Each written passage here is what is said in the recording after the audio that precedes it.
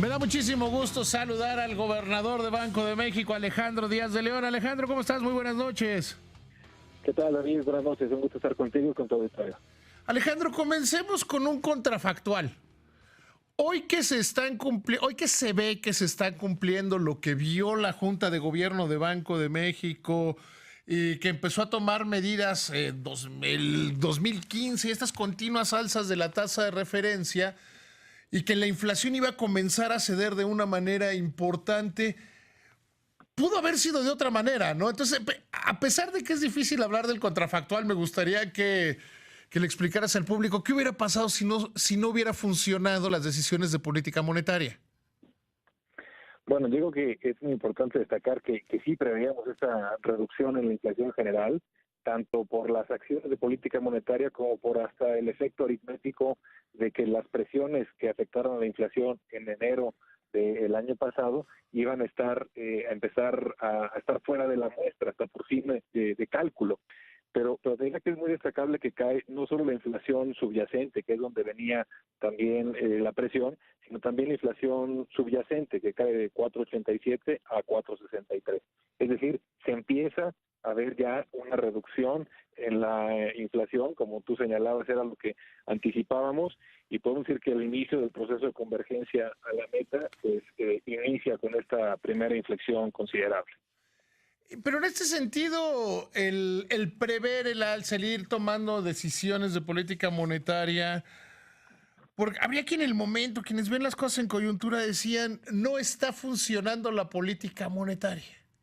Como si fuera automático y en el momento que suben las tasas la inflación bajara o que desapareciera el impacto de choques externos, como en este caso, primero en este primer caso era el retirarle el subsidio a los combustibles que implicó un alza del 16%.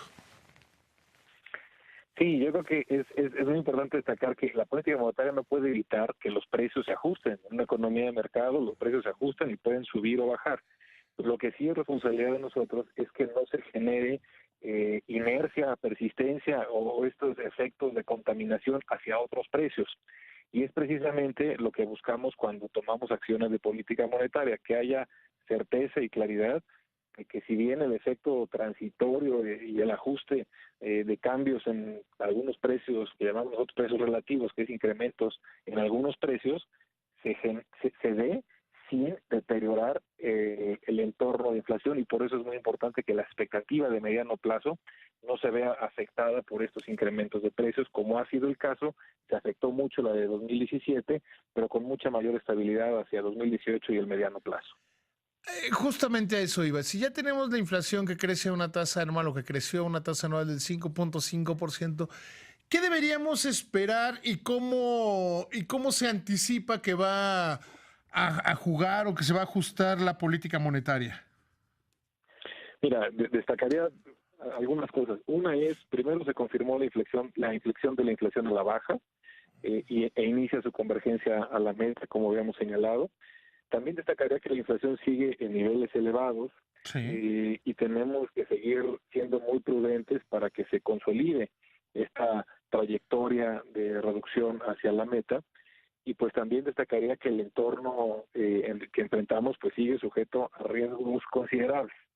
Estos dos elementos, en adición al dato de inflación reciente, pues serán los elementos que estaremos evaluando en unas semanas alrededor de la siguiente decisión de política monetaria.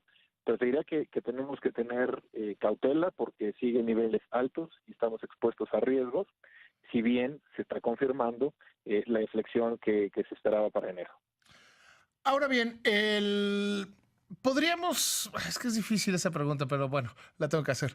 ¿Podríamos esperar que se detenga el alza de los incrementos de tasas que han sido, pues, que sean los más grandes en el lapso más corto del mundo de cualquier otro banco central? Yo te diría que estaremos evaluando cuál es la mejor postura de política monetaria para que esta inflexión que empezamos a ver se consolide, sigamos en esta trayectoria decreciente. No podemos anticipar cuál será la decisión de la Junta, y tendremos que evaluar toda una serie de elementos, pero diría que estos son tres elementos. Uno, es un buen dato que se confirme esta inflexión a la baja en la inflación. Dos, sí en niveles muy elevados, tanto la general como la subyacente, Ujú. y es importante que se consolide la reducción, y tenemos un entorno en el que sigue rodeado de diferentes riesgos y tenemos que ser pues muy cautelosos. Entre el entorno de riesgos que se ven hacia el futuro, ¿cuáles son los que más preocupan a la Junta de Gobierno? Mira, uno importante es el comportamiento del tipo de cambio, que también en las últimas semanas ha tenido una mejoría respecto a cómo cerró el año.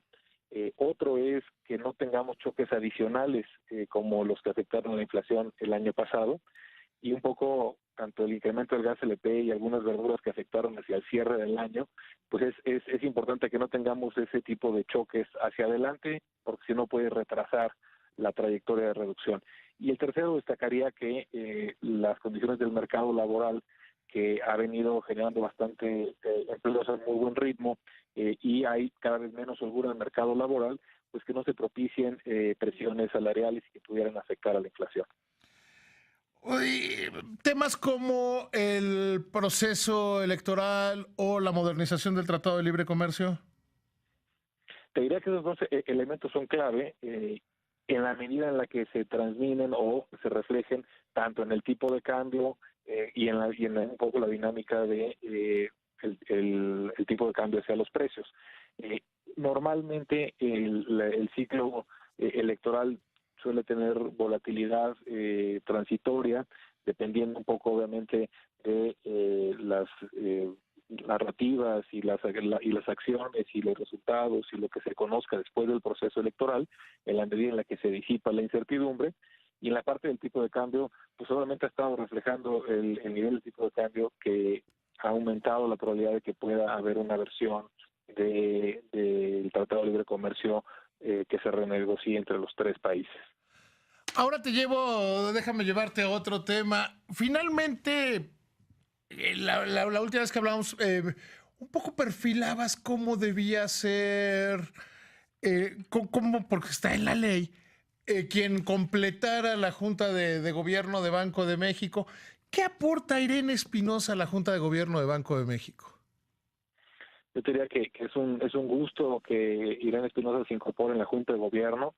Tengo el gusto de conocerla desde hace muchos años. Es una funcionaria de primera, muy entregada, muy capaz, muy trabajadora.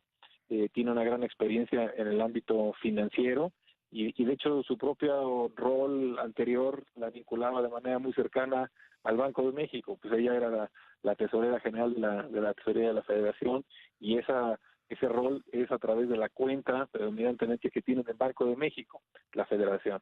Así que conoce bien al banco, y estoy seguro que va a ser una muy buena adición, y estamos pues muy contentos con su incorporación a la Junta. Es importante esto que destacas, que no es una persona ajena a al conocimiento día a día, al conocimiento cercano de la operación de Banco de México.